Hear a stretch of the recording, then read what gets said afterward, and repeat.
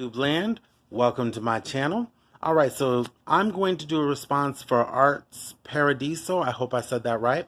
Ask me what the top five things was for the Black community that we are looking for from Andrew Yang, who will be our next president.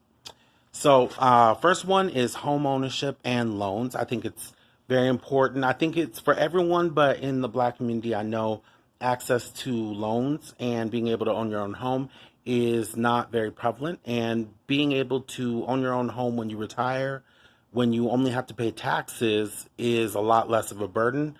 Further, upgrades to your house or fixing your house with loans, that's something that's important as well. It also leaves something that you can leave down to your kids so that they can start on a better foot. The next thing I would say is prison reform, drug laws, and police reform. Now, when I say police, not all police are bad. I'm not saying that. But there are some that are not right. And I also think that they go through a lot of traumatic things. So I think mental health should be implemented within the police community. Drug laws were motivated by racism.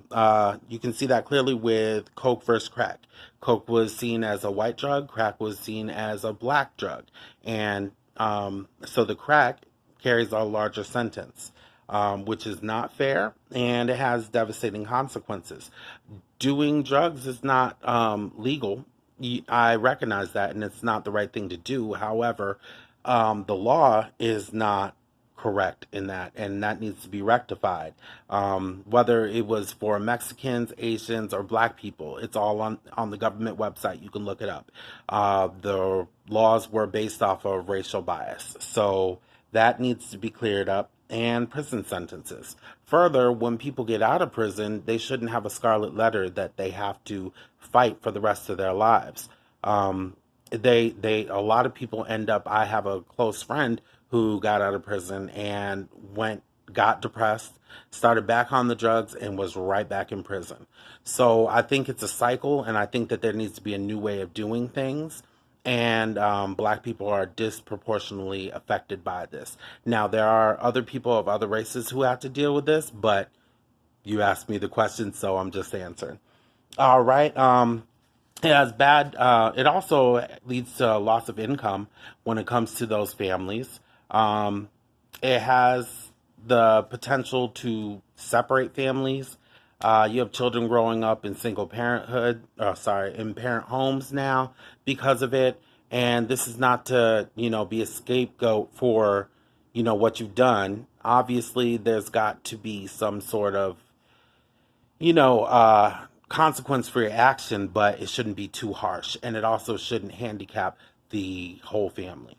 When it comes down to mental health, that's the next one. Mental health and healthcare.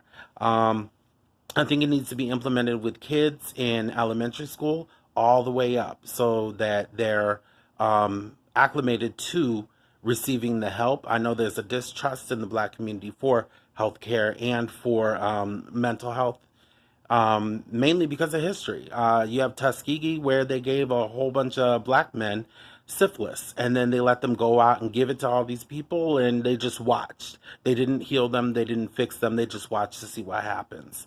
That's evil. That's horrible. And so when you have people who their descendants or people that they know have gone through that, of course there's going to be distrust. So there's work on healing with that needs to be done.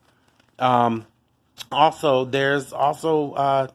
shorter lifespan expected for Black men in particular, but Black people, due to the stress that they go through from the time they wake up to the time they go to bed.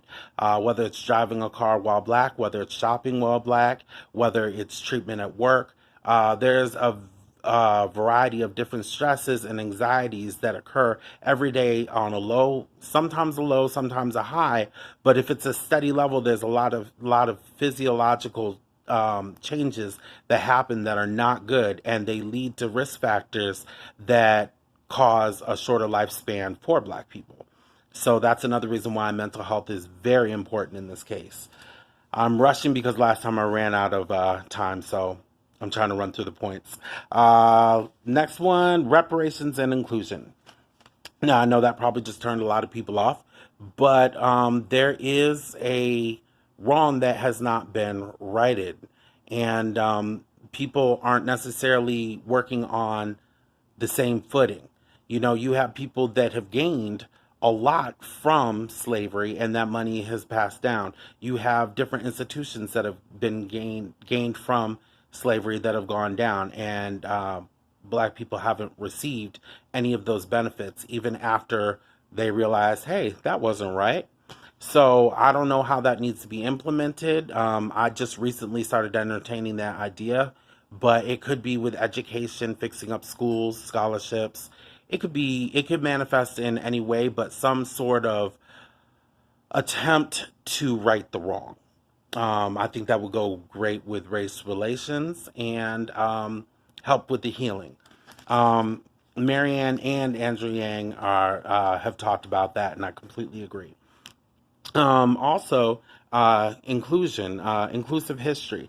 We act like there's two different histories when you come to the history of our country, but we are embedded almost from the beginning, um, from building even the White House, different inventions. There's a lot of credit that's not given. There's a lot of history, and as a result, you have people who just say, "Oh, well, this happened so long ago," but we're talking about things that happened like in our grandparents' or our parents' lifetimes. Kamala Harris said something at the debate about something she experienced that wasn't that long ago. So when people say, hey, this is going on, I don't like this, people tend to have a callous response to it as if we're just being dramatic when we say, hey, we have a problem with this. Kind of like the Confederate flag. I know a lot of people got bent out of shape about that. However, the reality is, I can give you a personal experience. In North Carolina, we were headed out into the woods and through a woody area, and there were nooses and Confederate flags hanging. You know, stuff like that makes people very uneasy based off of history. Again, if you don't know history, you're not going to understand why people are sensitive to certain things. There needs to be an open ear to issues that are brought up instead of instantly being defensive and saying, no, that's not the case, and just fighting, fighting, fighting, and you're not listening to the points that are being made. So, acknowledging what's going on and trying to come up with ways, active ways, and saying it publicly, I think will go a long way. And that leads to the textbooks. I mean, the textbooks aren't even correct. They A couple years ago they were talking about how they were trying to say that slaves were indentured servants. There's a big difference. Big difference. So you can't whitewash history. That's offensive to one group and it's a disservice to another one because they're going to alienate certain people and not even know it. They're not going to know why. People get upset, and it's not like, because my whole family's white, I'm adopted, so it's not like I'm just being all kinds of prejudice against white people. It's not about that. It's just, this is what's going on, and if you want to fix it, I think these are some of the things that need to happen. Um, Teaching what happened after slavery. People feel like they don't truly belong when you have things like stop and frisk and drug laws. And it's a mockery.